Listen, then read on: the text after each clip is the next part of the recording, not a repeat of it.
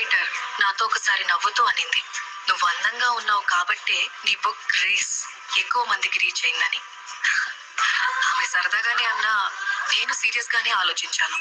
ఎందుకంటే కష్టపడే అమ్మాయిలు పొరపాటున కొంచెం అందంగా ఉన్నా లోకానికి ఆ అందం వెనకున్న కళ, కష్టం, కసి, కన్నీళ్లు కనిపించవు. అంతా అందం వల్లే వచ్చాయి అనుకుంటారు. అసలు అందం అంటే ఏంటి? అది రూపమో, రంగో, అలంకారమో కాదు. ఏ ఒక్కరి జడ్జ్మెంటో, అభిప్రాయమో కాదు. ఒక కవి వర్ణనో, చిత్రకారుడి బొమ్మో కాదు. మరేంటది? అందం అంటే గుణం. అమ్మాయి నయుండి చెప్తున్నా, I don't want people to call me beautiful. దాని బదులు నీది కష్టపడే తత్వం, నీలో కరుణ ఉంది, నీకు ధైర్యం ఎక్కువ, నువ్వు తెలివైన దానివంటే నాకు సంతోషం. Address us by our qualities. M S Subbalakshmi అంటే భక్తి, అందం కాదు.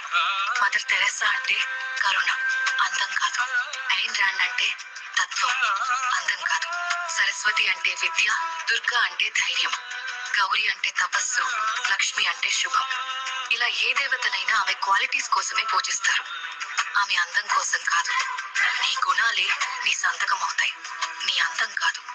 అందుకే ప్రపంచమో మగాళ్ళలో కాదు, ఆడదే ఆడదాన్ని అందాన్ని దాటి చూసుకోగలగాలి. అలా అందాన్ని దాటి చూస్తే ఆడదానిలో ఒక సముద్రమే కనపడుతుంది. గుణాలతో నిండిన ఒక దేవతే దర్శనమిస్తుంది. So seek for the goddess in you, goddess in you. అదే నా రెండో పుస్తకం.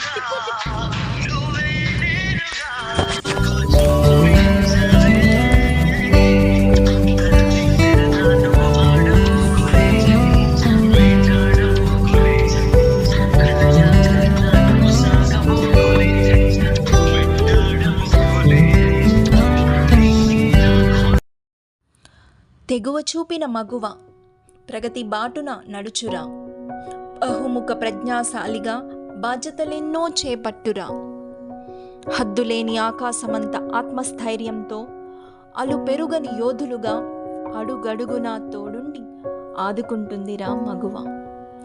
కంటికి రెప్పలా కాపాడితే కల్పతరు అవుతుంది, భుజం తట్టి ప్రోత్సహిస్తే బుద్ధిలో తను బృహస్పతి అవుతుంది.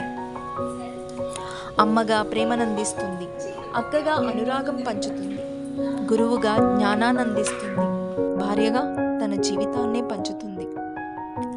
సహనంలోనూ, సమరంలోనూ, సమాజ నిర్మాణంలోనూ పునాదిగా మారి అనాదిగా శ్రమిస్తూ అలు పెరగనిది మహిళ. మన బడి మొదలవుతుంది ఆమె ఒడిలో. కాబట్టి కొలవాలందుకే ఆమెను దేవతగా మది గుడిలో.